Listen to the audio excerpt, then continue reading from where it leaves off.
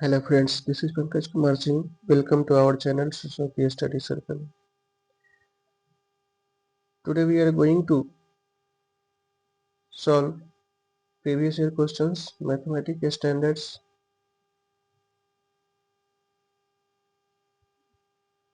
for better score in board exam. Previous year it very much to solve everyone. So all of you please see carefully and solve these questions.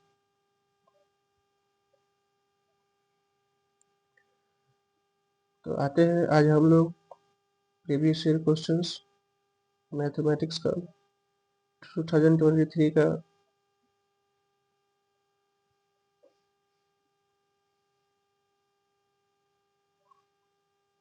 Standard question paper को solve करेंगे।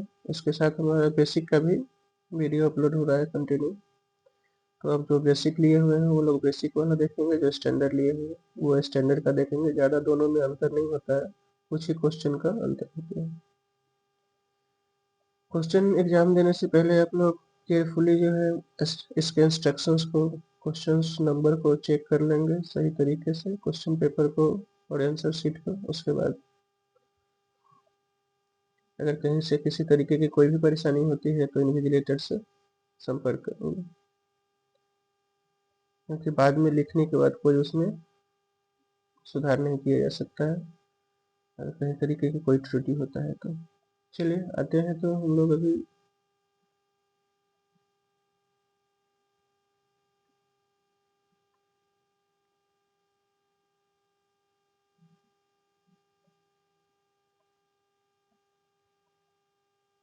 देखिए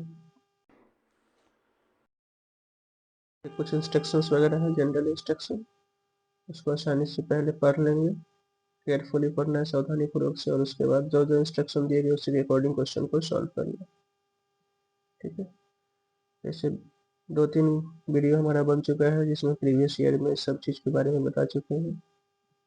तो अब हम आते हैं question पे। ठीक है,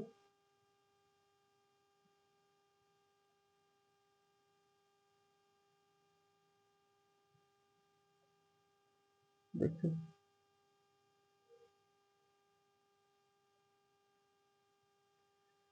फर्स्ट हमारा है सेक्शन ए। सेक्शन ए का क्वेश्चन है मल्टीपल चॉइस क्वेश्चंस। ठीक है, मल्टीपल चॉइस में हम लोग पहला क्वेश्चन देखेंगे। फर्स्ट है the graph of y equal to P x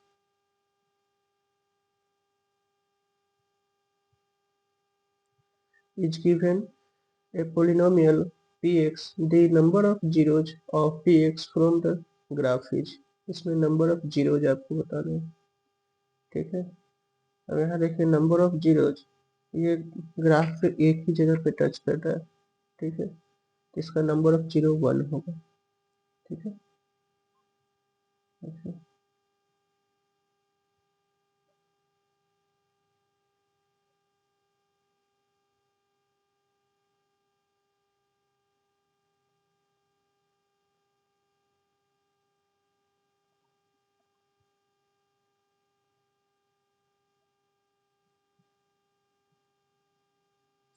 पढ़े होंगे तो पता होगा, एक्स एक्सिस पे जितने भी बार टच करता है, अगर एक्स फॉर्म में है तो एक्स पे जितने बार टच किया उतना नंबर ऑफ सॉल्यूशन होता है। 1 टच किया तो 2, 3, 4, इस तरीके से जितना एक्स एक्सिस पे टच करेगा नंबर ऑफ जीरोज उतना होता है। तो यहाँ पर नंबर ऑफ जीरोज 1 होगा, ऑप्शन नंबर बी के साथ।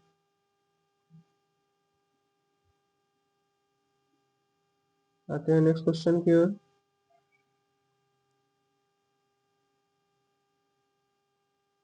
The value of K for which the pair of equation kx equal to y plus 2 and 6x equal to 2y plus 3 has infinitely many solution. ठीक है, पहले तो इस equation को standard form में लिख लेंगे।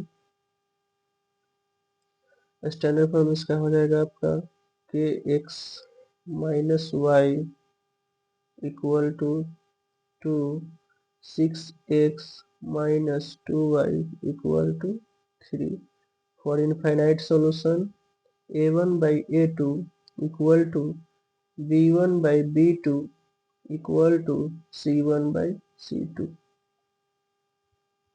ठीक है, अब a1 हमारा हो गया k बाई a2 हो गया 6 -1 बाई -2 2 बाई 3। अब किसी भी को लेकर के सॉल्व करेंगे। k बाई 6 इक्वल टू, अब इसको लेते हैं 1/2, k इक्वल टू हो जाएगा 3। ठीक है, सेकेंड वाले को भी लेकर सॉल्व करते हैं।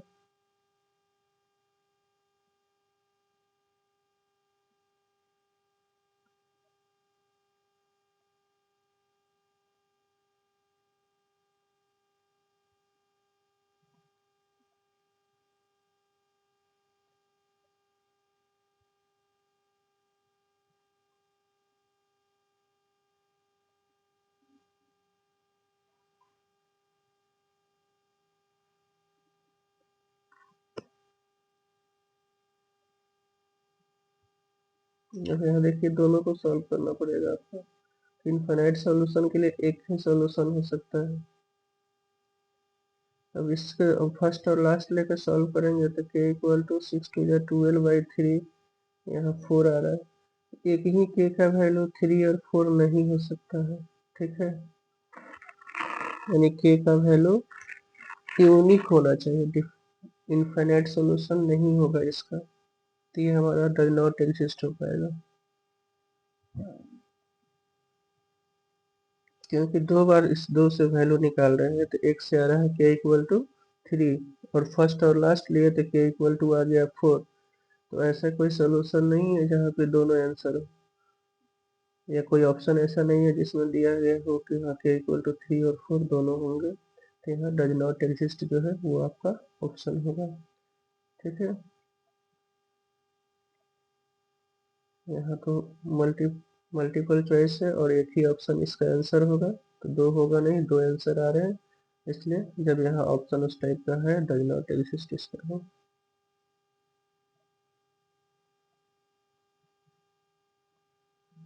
चलिए question number 3, if p minus 1, p plus 1 and 2p plus 3 are in AP, then the value of p is। जब AP में है तो इसके p का वैल्यू निकालना है, तो इसके लिए हम लोग कॉमन डिफरेंस वाला प्रॉपर्टी इस्तेमाल करेंगे। d इक्वल टू जो होता है t2 minus t1 equal to t3 minus t2।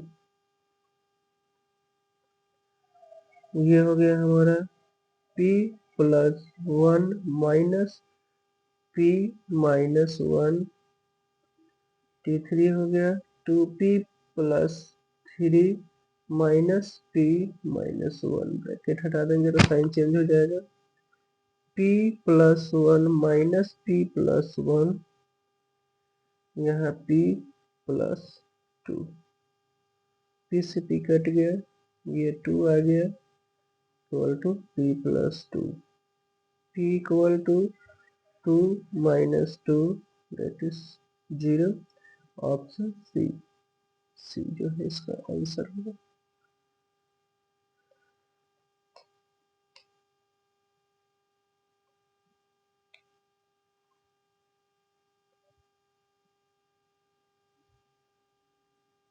Clear हो गया, आते हैं नेक्स्ट क्वेश्चन की तरफ।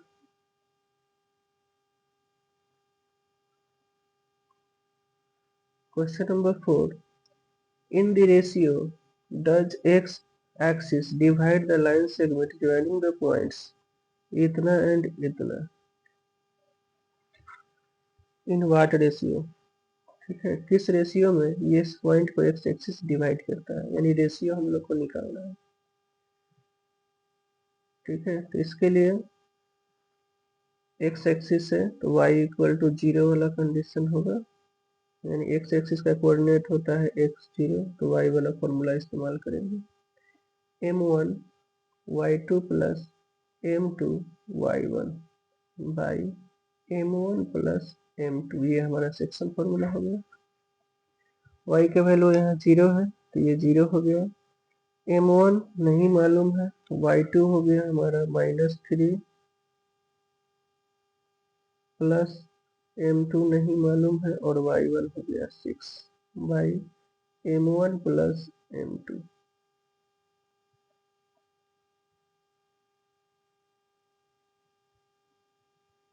दिस इम्प्लाई ये जब इस साइड आएगा तो 0 हो जाएगा। 0 equal to -3m1 plus 6m2। ठीक है, इस साइड आ जाएगा तो 3m1 equal to 6m2। m1 by m2 equal to 6/3 2/1 यानी 2:1। ऑप्शन डी के साथ।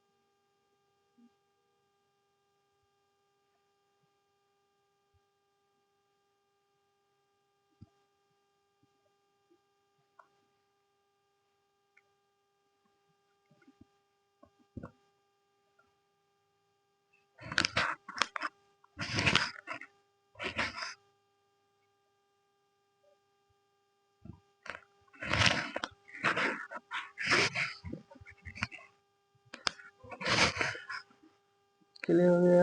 आते हैं नेक्स्ट क्वेश्चन की ओर। Question number 5।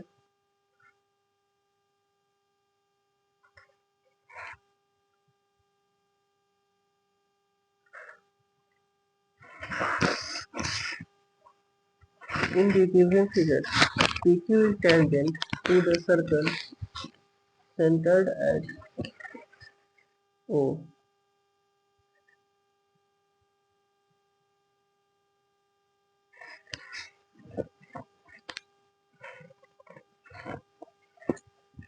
Angle AOB equal to 95.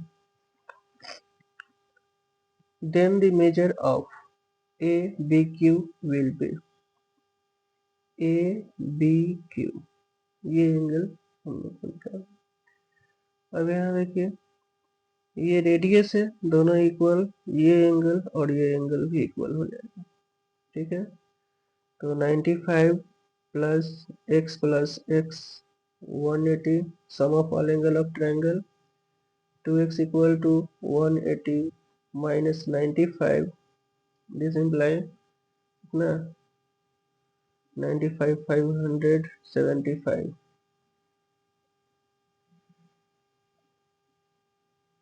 85 sorry. अब x इक्वल टू जो हो जाएगा ये हमारा 85/2 42.5। ठीक है, अब angle A B Q total 90 होगा माइनस 42.5।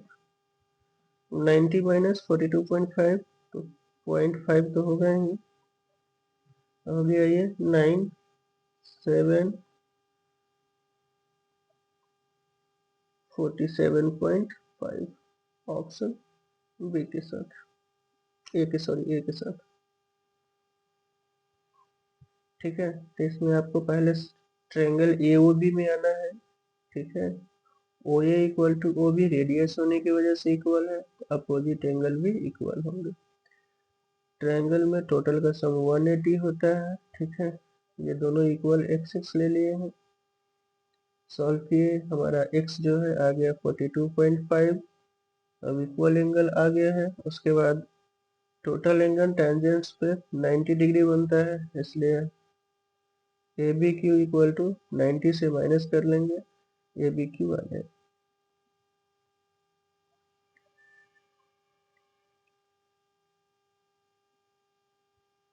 चलिए हो गया, आते हैं नेक्स्ट क्वेश्चन की ओर।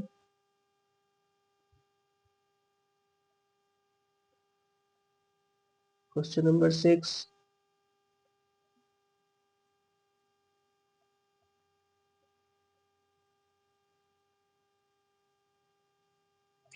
if tangent 2 tan a equal to 3, then the value of 4 sin a plus 3 cos a, 4 sin a minus 3 cos a।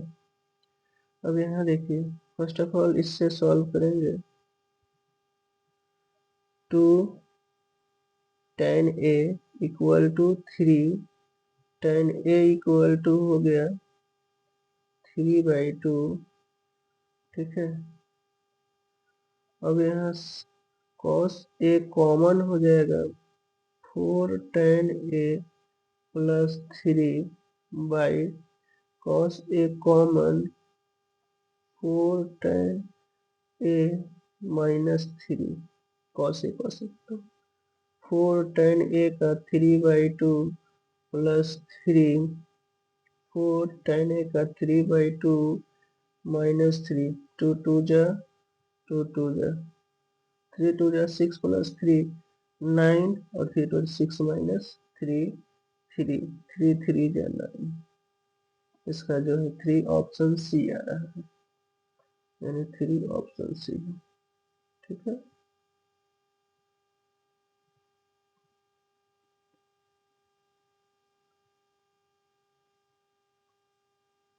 इसका जो आंसर हुआ हमारा ऑप्शन सी।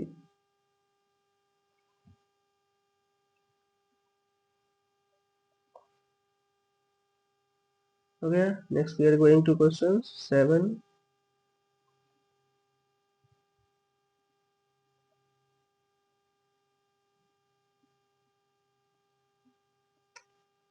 अभी हमारा क्वेश्चन 7 है, if alpha beta are the zeros of a polynomial इतना, then alpha plus beta equals to, ये किसके बराबर होगा।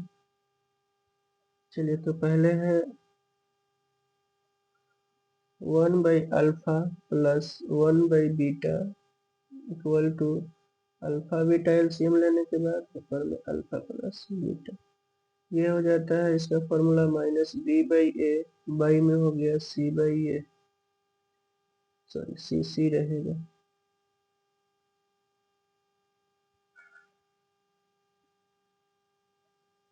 अब हो गया माइनस b/c। अब b का वैल्यू देखिए, b हो गया -1 बाई c हो गया -1, कट के 1 आ रहा है, डेट मीन्स ऑप्शन ए के साथ, ठीक है। ये फॉर्मूला आपको पता ही होंगे क्वाड्रेटिक इक्वेशन में।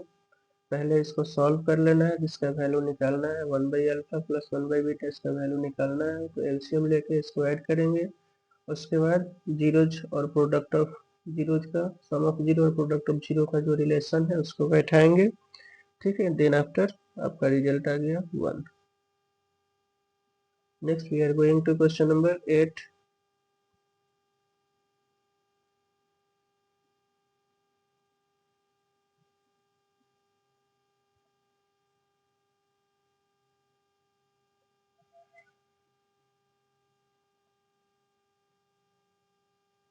The list positive value of k for which the quadratic equation 2x square plus kx minus 4 equal to 0 has rational roots is।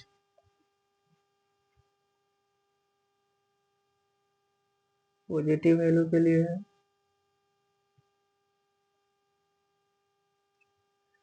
First of all D निकालेंगे, B square minus 4ac, B हो गया के square -4, ए हो गया 2, सी हो गया -4, के का स्क्वायर प्लस 32।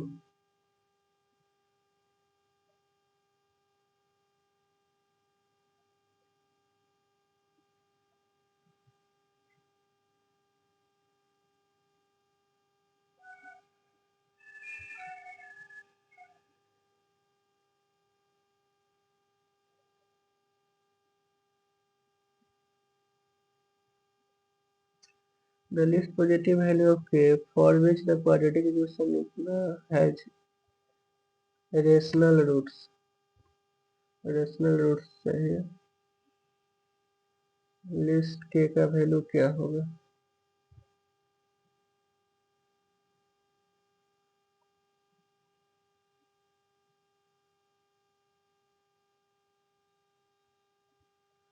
अब देखिए यहाँ अगर जीरो लेके सॉल्व करते हैं तो k इक्वल टू के स्क्वायर इक्वल टू -32 आ रहा है। ठीक है,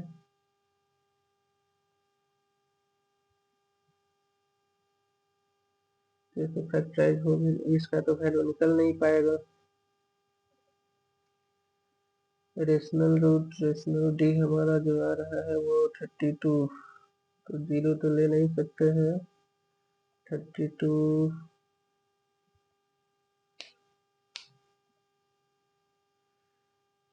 के का वैल्यू रेशनल इरेशनल नहीं चाहिए, रेशनल चाहिए।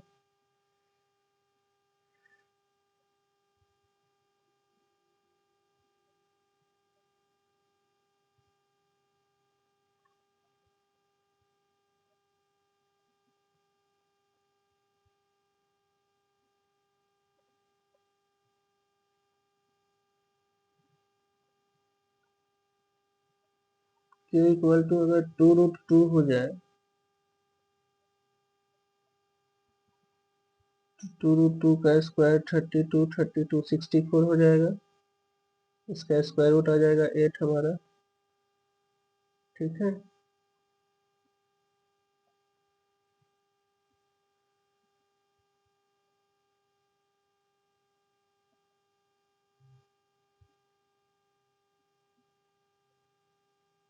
अगर 8 2√2 लेते हैं, ऑप्शन देख के चेक करना पड़ेगा।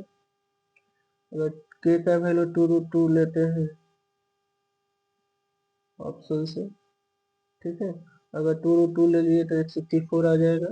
तो डी एक्स इक्वल टू हमारा हो जाता है -b प्लस माइनस 2√d/2 है, सॉरी।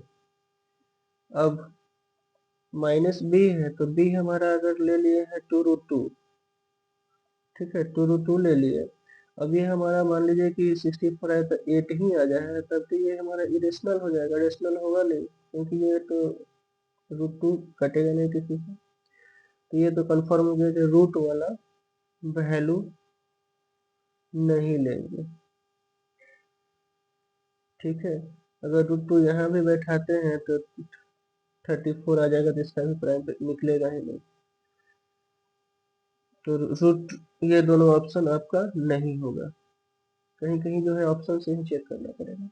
अब बच गया हमारा 2 और प्लस माइनस √2। ठीक है, तो इस दोनों को लेकर के चेक करना पड़ेगा। देखिए अगर के तो स्क्वायर में है तो प्लस में भी लेंगे, तभी 2 2 4 36 का 6 हो जाएगा। तो 2 प्लस -6/2। ठीक है, इस केसेस में भी आपका जो है रेशनल आएगा। रेशनल में नेगेटिव पॉजिटिव दोनों होता है। अगर माइनस वाला लेते हैं, ये तो अभी -b होता है तो माइनस आ जाएगा।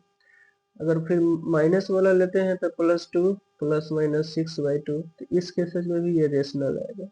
ये जो हमारा ऑप्शन है, ऑप्शन सी के साथ जाएगा। ठीक है, तो यहाँ जो है आपको कंडीशन से ही सॉल्व करना पड़ेगा, क्योंकि इसके अकॉर्डिंग वैल्यू इसमें पुट करना है। और कह रहा है कि इसका कंडीशन कोई नहीं होता है कि इरेशनल रूट का कंडीशन और रेशनल रूट का नहीं। ठीक है, केवल इक्वल रूट्स पॉजिटिव रूट्स और not equal roots, not roots के बारे में है, नॉट रियल रूट्स के बारे में, रियल रूट्स और not real roots, positive roots, negative roots. लेकिन ये नहीं है कि रेशनल कब होगा, इरेशनल कब होगा, तो इस केसेस में कोई इसका कंडीशन नहीं मालूम है। तो इस केसेस में आप ऑप्शन में पुट करके वैल्यू को वेरीफाई करेंगे कि किस पे रेशनल आ रहा है, किस पे इरेशनल। जिस किस केसेज में आएगा वो इसका ऑप्शन है।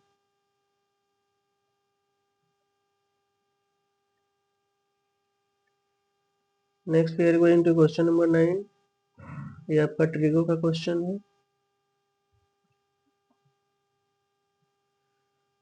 यहाँ केवल वैल्यू आपको पुट करना है, उसके बाद रिजल्ट आ जाएगा। 3/4 10/30 का होता है 1/√3, तो स्क्वायर है तो 3 हो जाएगा। सेक 45 √2 का स्क्वायर 2 हो जाएगा। उसके बाद साइन स्क्वायर 60, साइन 60 का √3/2 होता है तो 3/4 हो जाएगा।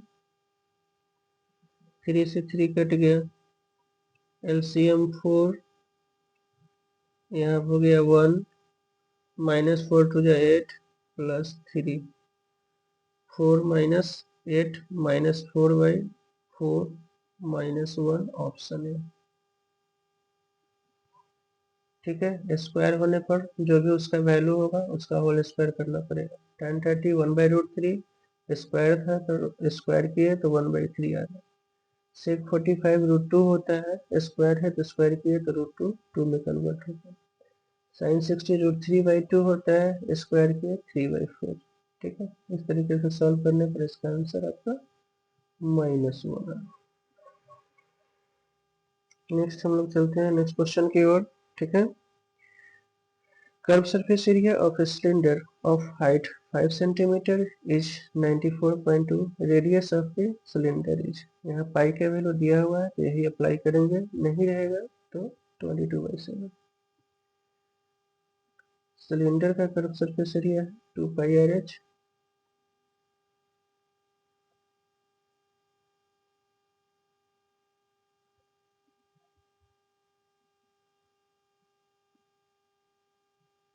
ये हमारा 2πRh 94.2, 2 इंटू 3.14 हाइट है, 5 इंटू R 94.2, 5 टू 10, 10 से इंटू करेंगे तो आ जाएगा 31.4 R equal to 94.2। R equal to 94.2 by 31.4। 4 3 जा 12, कैरी 2, सॉरी 1, 3 1 जा 314 और 3 3 जा 9, 3 टाइम्स में कट गया। रेडियस इसका 3 आ रहा है ऑप्शन बी के साथ।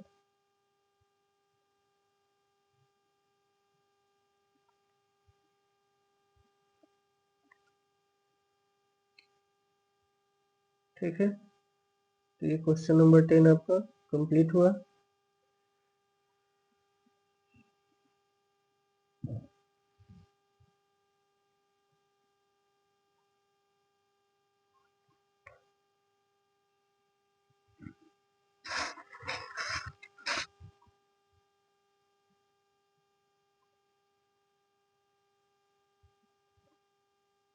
चलिए हो गया, आते हैं नेक्स्ट क्वेश्चन की ओर।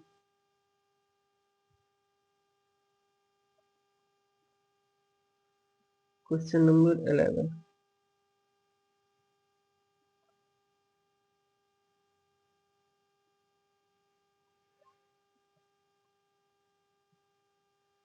इसमें कह रहा है कि the distribution below gives the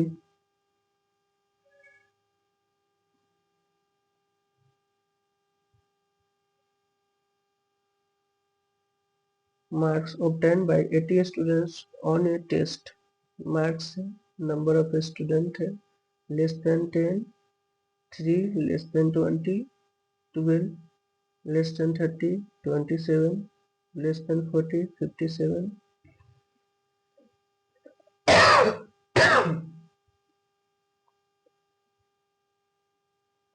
less than 50, 75 और लेस देन 60, 80। अब इस तरीके से जो दिया गया है ये हमारा फ्रीक्वेंसी नहीं है, कॉमुलेटिव फ्रीक्वेंसी होगा। The model class of this distribution is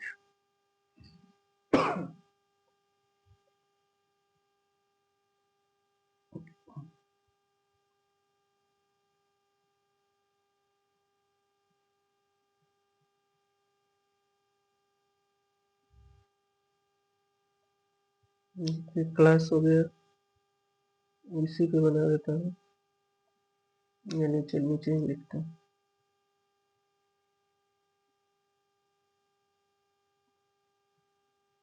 class और फ्रीक्वेंसी,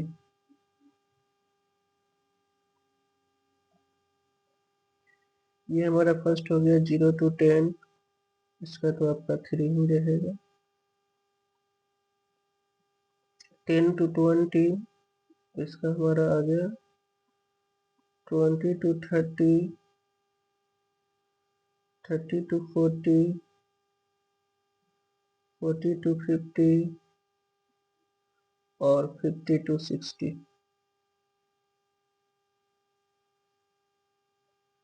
देखिए ये 3 है, ये दोनों को माइनस करेंगे 9, इस दोनों को माइनस करेंगे तो 15 और इस दोनों को माइनस करना है 30, इस दोनों को माइनस करेंगे तो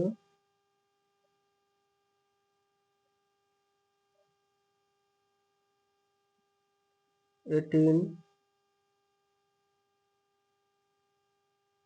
और इस दोनों को माइनस करेंगे तो 5। मॉडल क्लास होता है हाईएस्ट फ्रीक्वेंसी क्लास, सबसे फ्रीक्वेंसी हाईएस्ट इसका है, इस क्लास का। तो 30 से 40 ये हमारा मॉडल क्लास है। Model class highest frequencies class, highest frequency 30, इसके क्लास को मॉडल क्लास कहते हैं। ठीक है, इस तरीके से जब भी दिया रहेगा थोड़ा सा आपको काम करने पड़ेंगे क्वेश्चन पे, क्योंकि क्लास निकालना पड़ेगा और उसका फ्रीक्वेंसी निकालना पड़ेगा, क्योंकि ये फ्रीक्वेंसी नहीं है। असेंडिंग ऑर्डर में जब भी होगा तो वो कम्युलेटिव फ्रीक्वेंसी होता है। फ्रीक्वेंसी आपको कंजुगेटिव टर्म को सब्ट्रैक्ट करके निकालने पड़ेंगे। ठीक है, चलिए आते हैं हम लोग नेक्स्ट क्वेश्चन की ओर।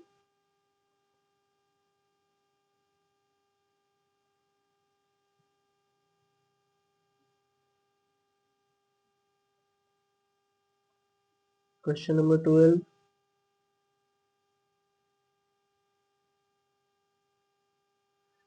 the curved surface area of a cone having height 24 cm and radius 7 cm is।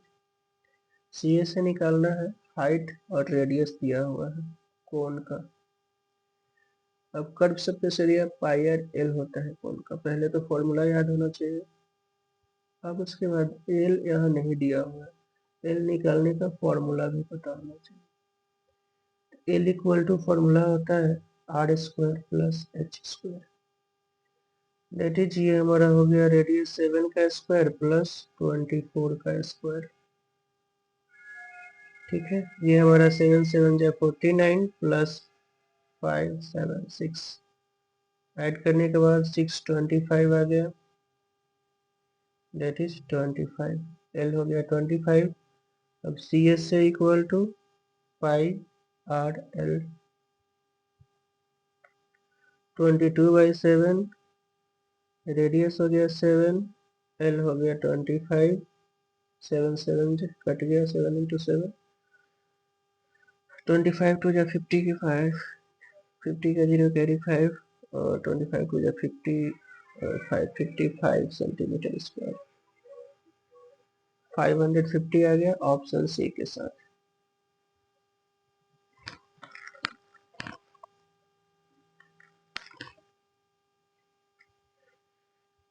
ठीक है, कुछ कुछ बेसिक जो है आपको याद रखने ही पड़ेंगे। ठीक है, हर चीज में कुछ ना कुछ आपको रिमेम्बर करना पड़ता है और बाकी चीजों को एज यूजल कैलकुलेशन करने पड़ेंगे। अगर जिस चीज़ों को याद करना है वो याद नहीं रहेंगे आपको तो नहीं हो पाएगा। जैसे फॉर्मूला जरूरी है हर चीज़ों के लिए, कैसे निकालते हैं उसका प्रोसेस पता होना चाहिए।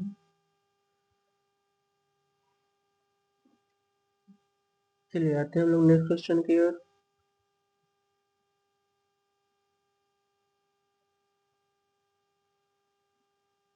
Question number 213।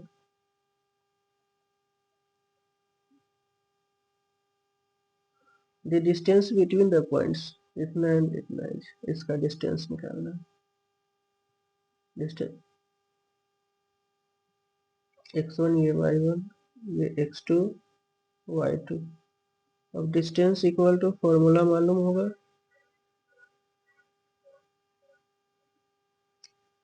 x2 minus x1 का square plus y2 minus y1 का स्क्वायर। अब यहाँ x2 देखो, x2 हमारा हो गया -2√5 माइनस 0, y2 हो गया हमारा 0 माइनस 2√5।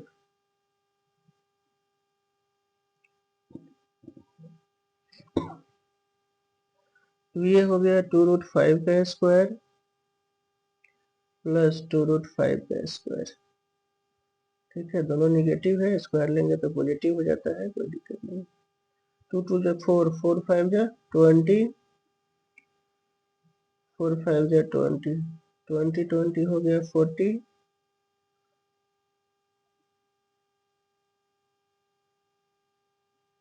2√10 ऑप्शन ए के साथ।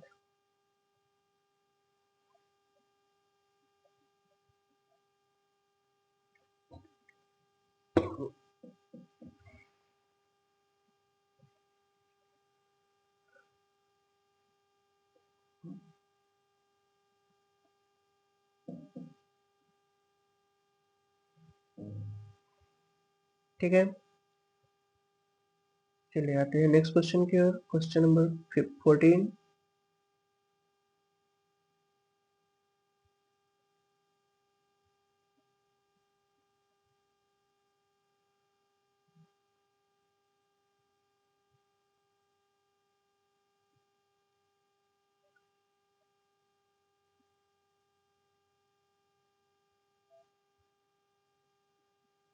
Which of the following is a quadratic polynomial having zeros -2/3 and 2/3?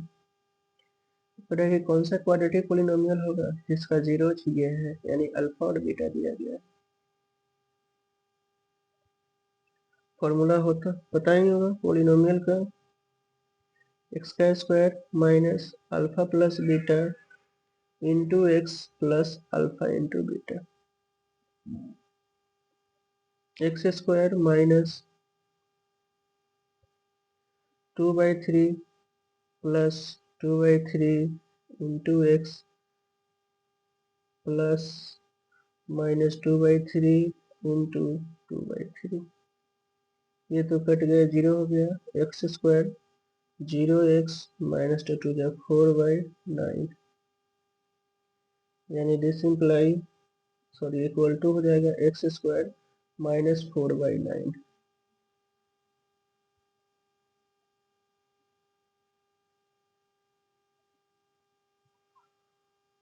Which of the following is a quadratic polynomial having zeros?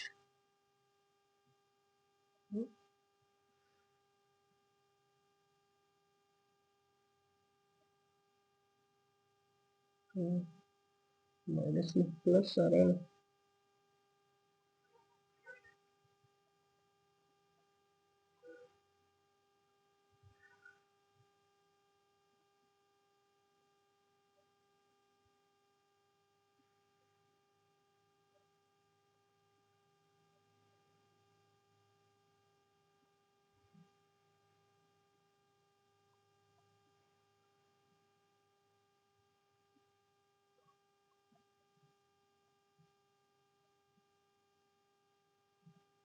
Which of the following is a quadratic polynomial having zeros -2/3 to 2/3 add किए alpha plus beta, ये zero हो गया। तो 2 जा 4/9, 4/9 आ रहा है। Option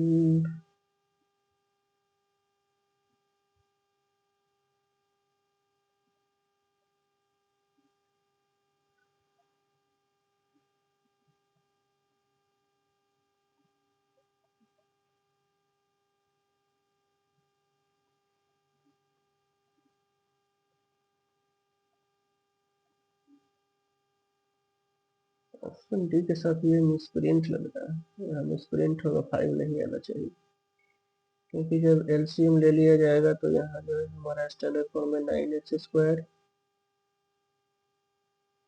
-4 आएगा, और ये बाहर में 1/9 होगा, 5 नहीं होगा, या 1/9 होना चाहिए। मिसप्रिंट है, कोई बात नहीं।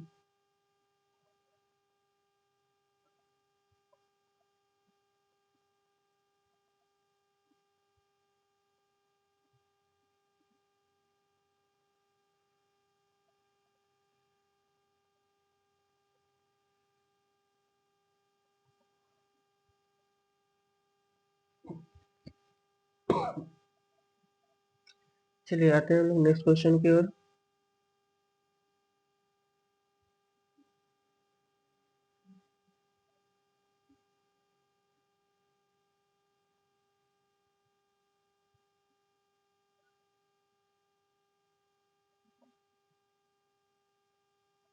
Question number 15, if the value of each abbreviation of a statistical data is increased by 3, then the mean of the data increase by। ठीक है, अगर 3 इंक्रीज किया जाता है तो मीन भी 3 ही इंक्रीज करेगा, डिक्रीज जितना किया जाता है उतना ही मीन भी डिक्रीज करता है। ठीक है, तो यहाँ increase by 3। The probability of happening an event is denoted by P and the probability of non-happening of the event is denoted by Q, then the relation between P and Q is। ठीक है, यानी यहाँ दिया हुआ है हमारा probability happening, that means PE दिया हुआ है, P P not E not happening दिया हुआ है Q। P नॉट E का फॉर्मूला 1 माइनस PE हो जाएगा, that means 1 minus P equal to Q।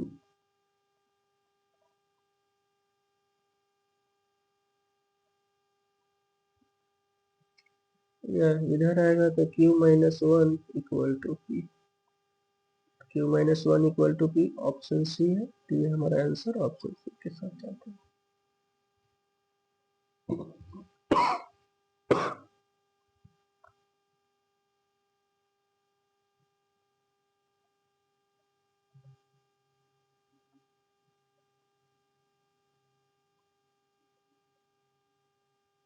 Sorry sorry, ये आएगा तो Q माइनस में आ जाएगा, प्लस में नहीं, यह प्लस होगा, गलत है, मतलब मिस्टेक होगा सर। ये जब इस साइड आएगा तो P प्लस में आएगा ना, Q जाएगा तो Q माइनस में आएगा, तो माइनस में Q कहीं है नहीं, ध्यान नहीं देंगे। अब ये हमारा इस साइड आएगा, P ही ले लेते हैं तो 1 इस साइड, इधर आएगा तो P प्लस Q होगा, ऑप्शन ए होगा।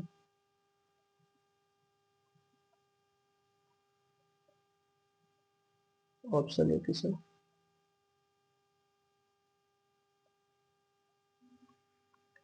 ठीक है, फॉर्मूला आपको भी पता ही है, P equal to 1 minus P not E।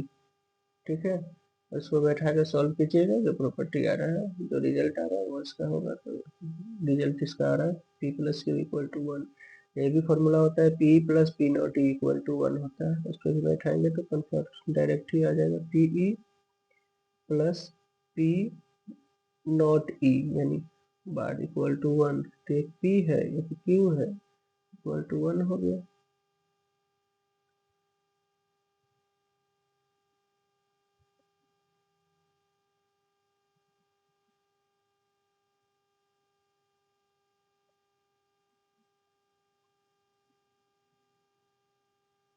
चले जाते हैं हम लोग नेक्स्ट क्वेश्चन की ओर।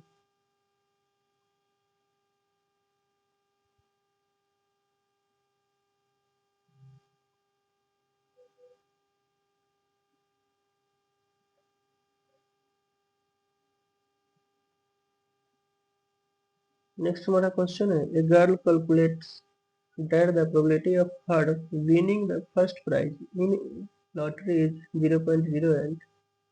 If 6,000 tickets are sold, how many tickets has she bought?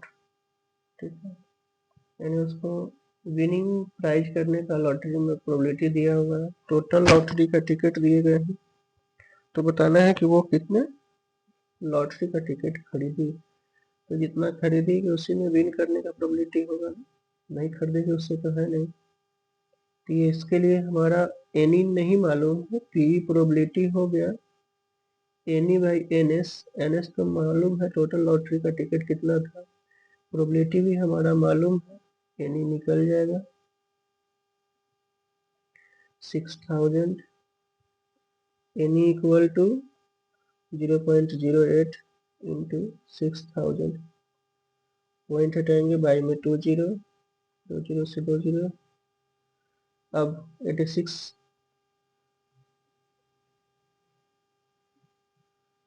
480 ticket जो है उसने खरीदी थी।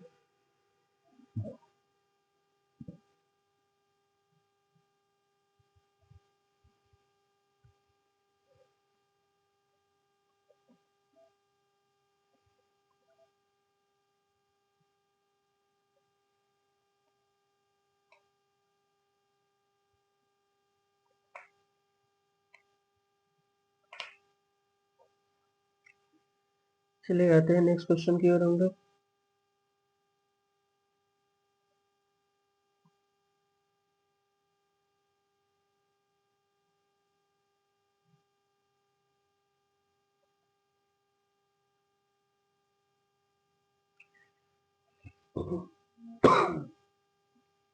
In a group of 20 people, 5 cannot swim. If one person is selected at random, then the probability that she can swim। ठीक है, cannot swim का दिया हुआ है, swim का निकालना है, swim कितना कर सकता है, तो एनी इसके लिए हो जाएगा 20 माइनस 5, 5 नहीं कर सकता है तो 15 जो है स्विमिंग करेगा, एनएस हमारा तो टोटल वही है, P equal to N E by N S, that is 15 by 20, 5 3 जो 5 4 3 by 4, that is option A।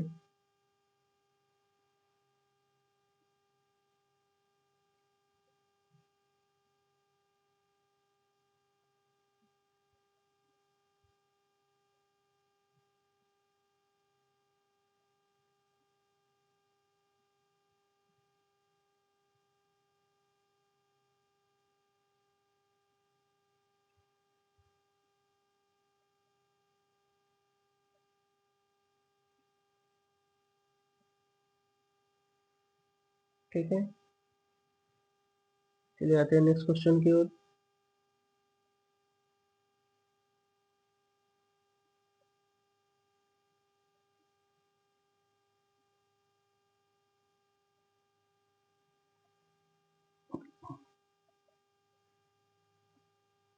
एसेट्सन reason type questions. अब 1920 दो क्वेश्चन हर एग्जाम में एसेट्सन रीजन ही पूछा जाता है, तो इसके लिए ऑप्शन एक ही जगह ऊपर में दे दिया है, नीचे दो क्वेश्चन है, उसको देखिए पहले। 19 में कह रहा है कि ए point P202 is the point of intersection of y-axis with the line इतना। आपको देखिए y-axis के साथ ये लाइन इतना के साथ इंटरसेक्टिंग कर रहा है, डेट मीन्स ये 0y जो है इसमें वेरीफाई करेगा जब इंटरसेक्ट करेगा तो। The distance of point 02 from x axis is 2। अब कह रहा है पॉइंट 02 जो है x एक्सिस से 2 के डिस्टेंस पे है।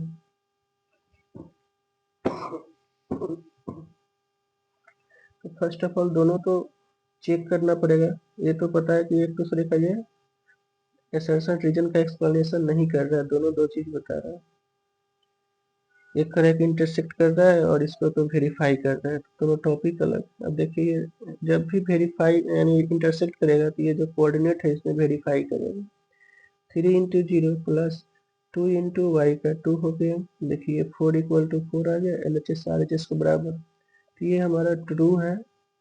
ठीक है, तो फर्स्ट ट्रू हो गया। सेकंड में अब देखिए 1 2, ये y का वैल्यू 2 है, ठीक है, तो P हमारा यहाँ पे आएगा 0 2, तो ये एक्स एक्सिस से ही डिस्टेंस पे है, एक्स एक्सिस से 2 पॉइंट पे है, वाई एक्सिस से नहीं। तो ये भी आपका ट्रू है, बट एक्सप्लेनेशन नहीं दे रहा है। ठीक है, वो आपका इंटरसेक्टिंग पॉइंट बता रहा है, ये डिस्टेंस बता रहा है, कोऑर्डिनेट बता रहा है। दोनों दो अलग अलग चीजें हैं, बट दोनों ट्रू है। इसके लिए आपका ऑप्शन हो जाएगा B, both assertion A and reason R are true, but reason R is not correct explanation of assertion A. Option B.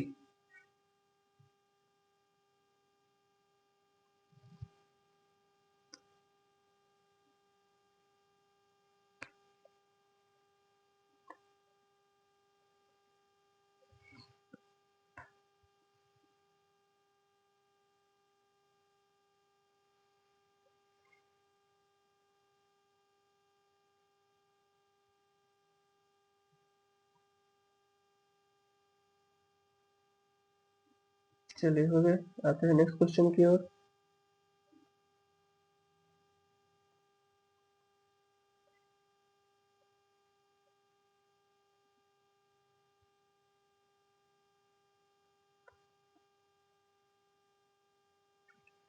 Twenty number, the perimeter of triangle is a rational number. अब करेंगे perimeter जो होता है rational number में होता है, तो ये तो जरूरी नहीं है कि पेरीमीटर सब में रेशनल ही होगा। मान लीजिए कि इसका हमारा √2 आ गया हाइपोटेनस, किसी केसेस में √2 आ सकता है, लेकिन यहाँ दिया हुआ है, सॉरी वैल्यू दिया हुआ है, तो इस केसेस में चेक करना है। ये हमारा वैल्यू दिया हुआ है, यानी हर केसेस के लिए जरूरी नहीं है कि रेशनल रेशनल ही आएगा और इरेशनल ही आएगा, बट यहाँ वैल्यू दिया हुआ है, इस केसेस के लिए आपको सॉल्व करना है।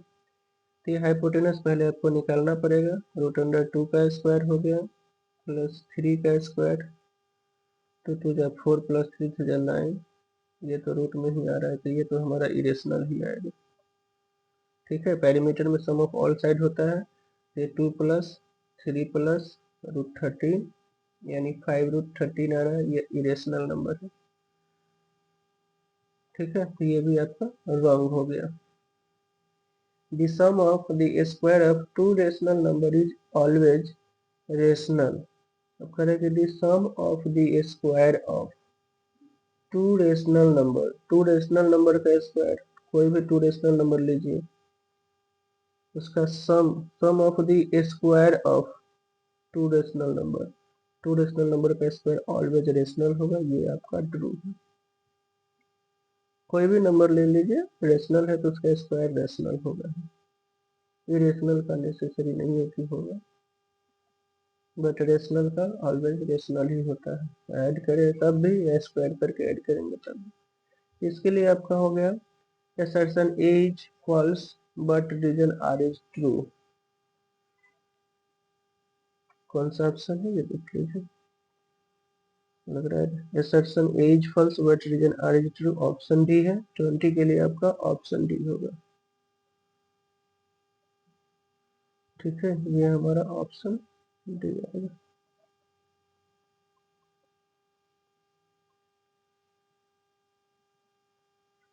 ठीक है, तो इस तरीके से हमारा MCQ सीरीज का यह क्वेश्चन, इस क्वेश्चन पेपर का यहीं पे समाप्त हुआ। इसके बाद जो है कुछ क्वेश्चन का सॉल्यूशन आप लोग को करने पड़ेंगे इसका। ठीक है, तो इसका हमारा सॉल्यूशन के साथ टेलीग्राम चैनल पे अवेलेबल है, देख सकते हैं। और प्रैक्टिस करना अनिवार्य है, एग्जाम तक जितना कोशिश हो सके हम ट्राई करेंगे, जितना हो सके MCQ वेरी शॉर्ट, जितना से ज़्यादा क्वेश्चन को हम बता सके ट्राई करेंगे। लेकिन आप भी प्रैक्टिस करते रहें, ज़्यादा से ज़्यादा क्वेश्चन हमारे टेलीग्राम चैनल पे अवेलेबल है PDF फॉर्म में सॉल्यूशन के साथ, आप जा करके वहाँ से बना करके आप अपना आंसर चेक कर सकते हैं।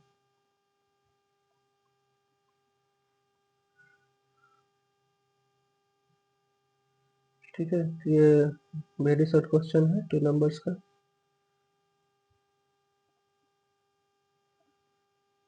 सेकेंड सीरीज हमारा ऑब्जेक्टिव खत्म हो जाता है, कम से कम 5 इयर्स का करेंगे।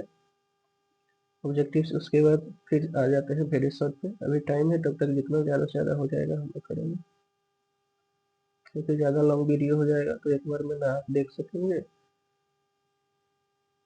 ना सही से समझ पाएंगे। इसलिए सीरीज वाइज वेरी शॉर्ट, फिर उसके बाद शॉर्ट, तब लॉन्ग, एक अलग अलग वाइज करेंगे।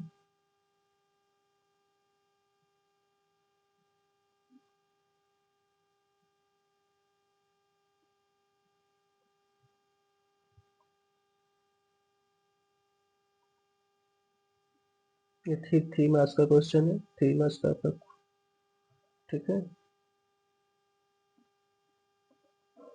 अधिकतर क्वेश्चन एनसीईआरटी से ही आते हैं, इसलिए आप एनसीईआरटी जरूर प्रैक्टिस करेंगे, क्योंकि ये भी क्वेश्चन जो आपका है एनसीईआरटी का क्वेश्चन है।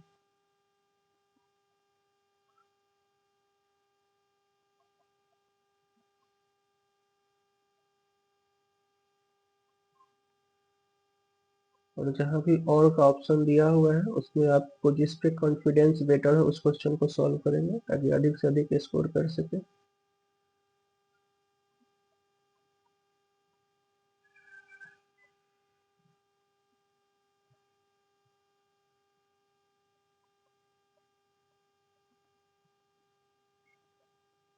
ठीक है, तो इस तरीके से क्वेश्चन ज़्यादा हार्ड नहीं रहेंगे।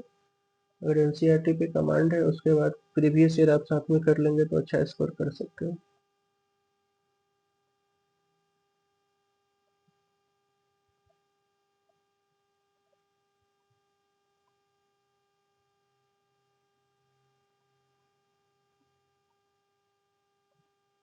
केस स्टडी में आपका 2 क्वेश्चन पूछा जाता है।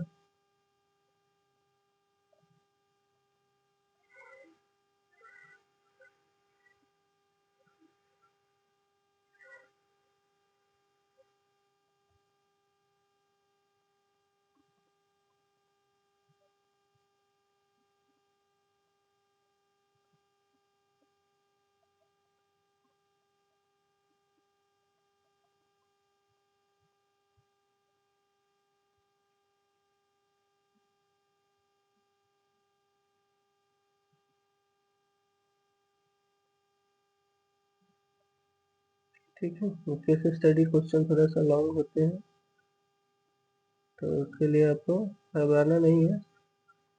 क्वेश्चन लॉन्ग होता है बट आंसर बहुत ही शॉर्ट होता है। जैसे ऑब्जेक्टिव बना रहे हैं उसी तरीके का इसका क्वेश्चन, जैसे ये देखिए सिंपल है, right the model class.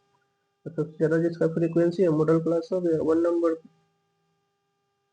Find the median of the given data, यहाँ मीडियन निकालना है तो मीडियन का प्रोसेस अप्लाई करेंगे। Find the mean of the rainfall of this season, या दूसरा में मीन निकालना है। तो क्वेश्चन कुछ ज़्यादा हार्ड नहीं होता है, बस यही है कि आपको सॉल्व करना है थोड़ा सा सब्र के साथ। क्वेश्चन लॉन्ग होता है, पढ़ने में थोड़ा टाइम लगता है, टाइम किलिंग क्वेश्चन सब है,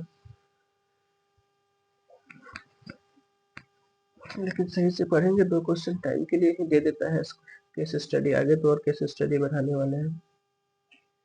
चलिए, thank you so much for watching. फिर हम लोग मिलते हैं नए सेशन में, नए नए नए टॉपिक के साथ नए सेशन में मिलेंगे।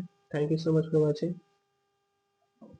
आपसे बस रिक्वेस्ट है कि हमारे चैनल को लाइक शेयर और सब्सक्राइब करके मुझे सपोर्ट करते रहे, ताकि हम इसी के जोश के साथ आपके साथ हमेशा के लिए जुड़े रहे। Thank you so much for watching.